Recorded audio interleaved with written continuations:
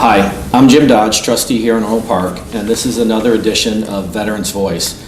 We're very pleased today to have with a special guest, Marion Santor, who has some pretty interesting stories about both his service in the Army as well as someone who received the Congressional Medal of Honor. So, Mr. Santor, tell us about your service and your relationship with Charles George. I was drafted in January of 1952.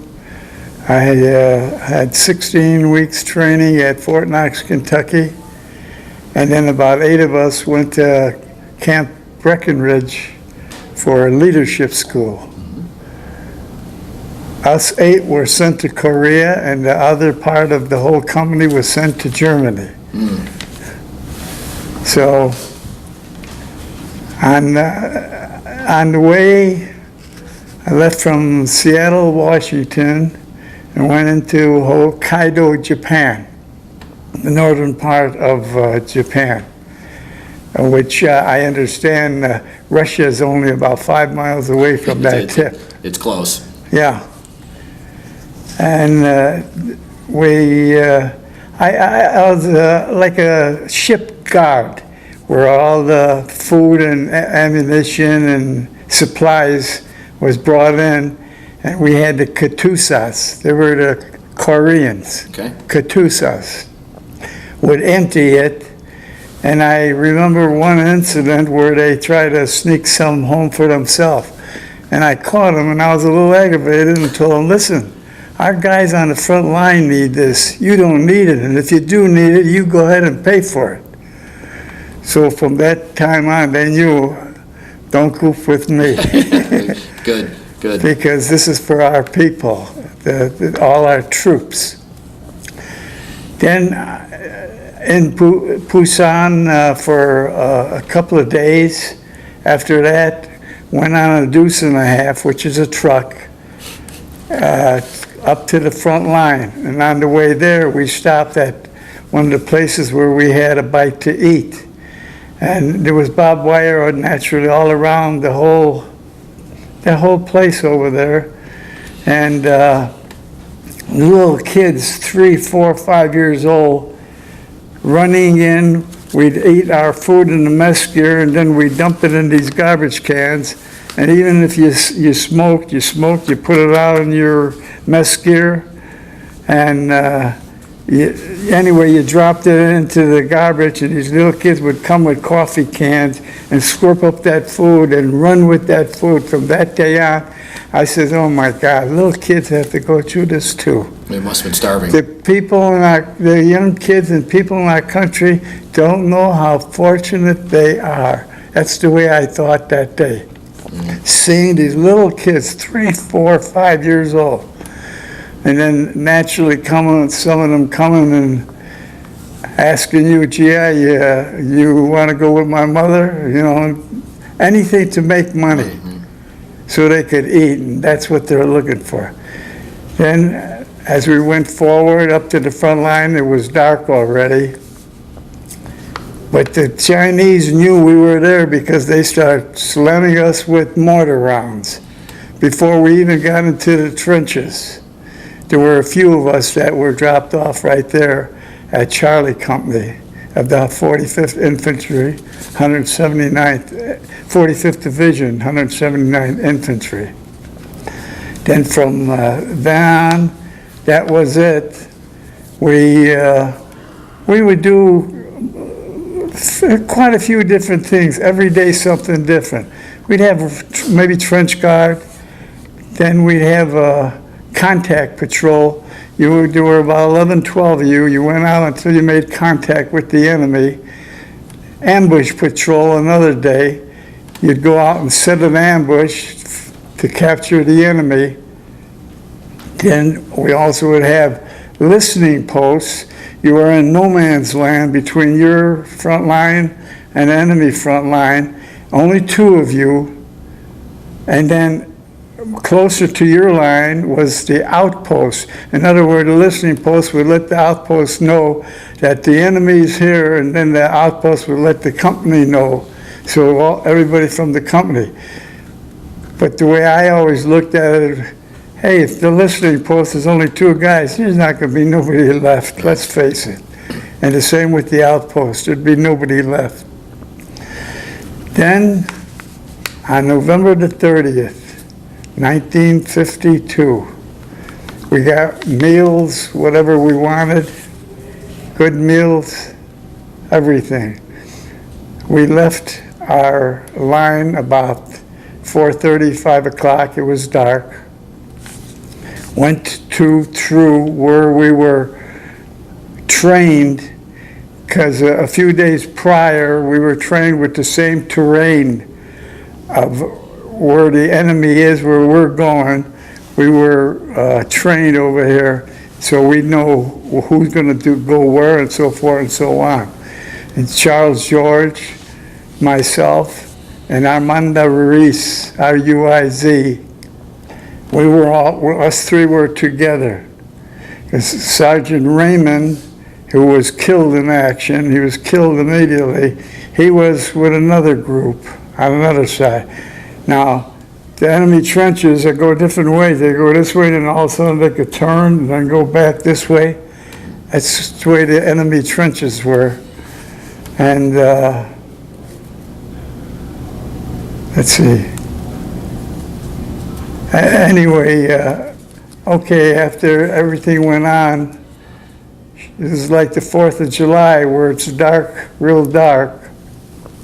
You can't see anything, and then it flares and sparklers and so forth. All of a sudden, everything is very bright. And grenades came in, different kinds of grenades, fragment, concussion, white phosphorus grenades, same with mortars. When we got the signal to withdraw, come back, all hell broke loose. I'll never forget it. All hell broke loose. Anyway, I was guarding the top of the bunkers. George was guarding the left side of the trench. Ruiz was guarding the right side of the trench. And all of a sudden, a grenade coming back at me, which I didn't see. And Charles George seen it, and he yelled, "Grenade!" and come and pushed me away from it and went on it. And naturally, the bulletproof vest only went so far, but it was his legs and part of his stomach and so forth that just tore him to pieces. Then we took and brought him on stretchers, and they had the Katusas again. The Katusas, I don't know how they did it, but they'd carry 55-gallon drum on their back. I would never see anybody else do something like that. It was amazing how they could do that. Anyway, we got him on the stretcher, and we got him back to our headquarters. And on his way to the higher headquarters, he died. He lived for an hour after that, and that was it. Then I asked some of the reporters from the Army, I said, "This man deserves the Medal of Honor."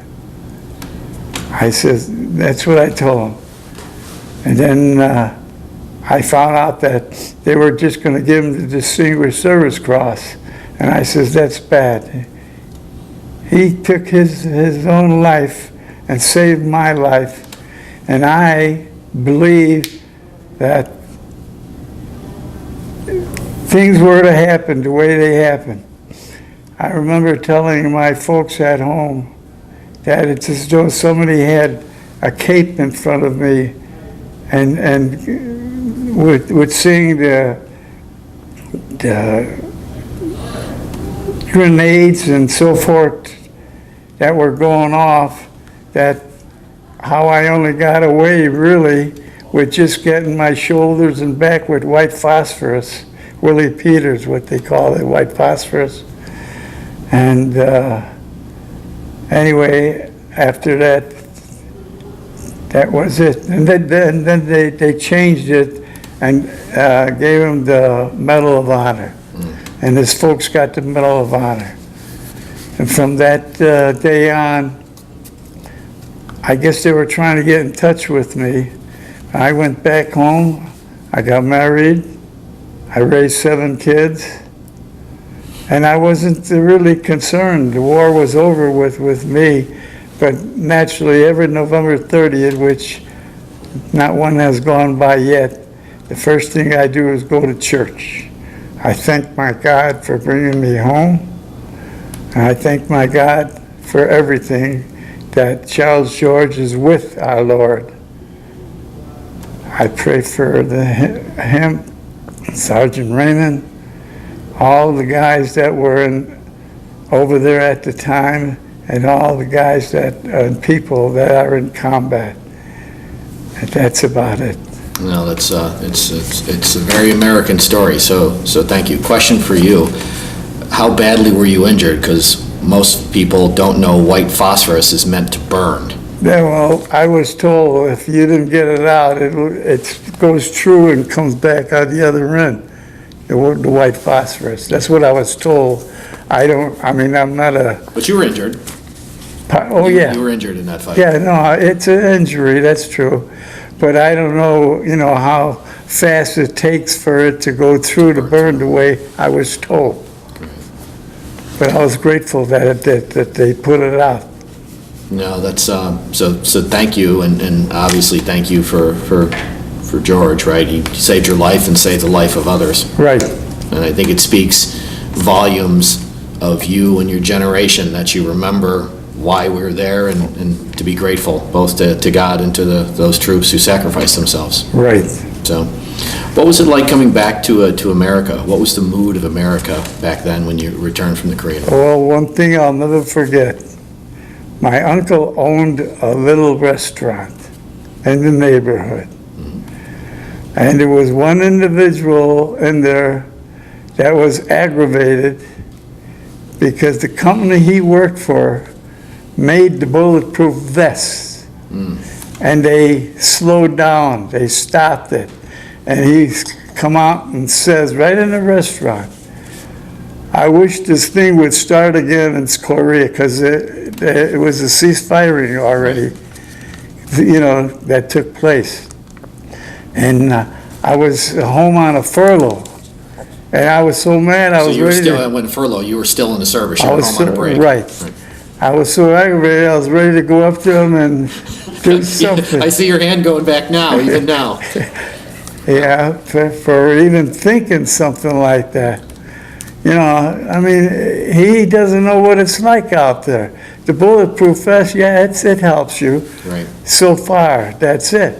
But come on, you want the war to start over again? Yeah, so you can make money? That's all you're thinking of is money? That's horrible for him to say that. Right. So if there's anything that you would say to young Americans today about your experiences both in the war, because I'm sure that when you were growing up, you saw what the world went through with World War II. You yourself fought and were injured in the Korean War. What would you say to young Americans now about our history and service to our country? Is there any lessons you would share with them?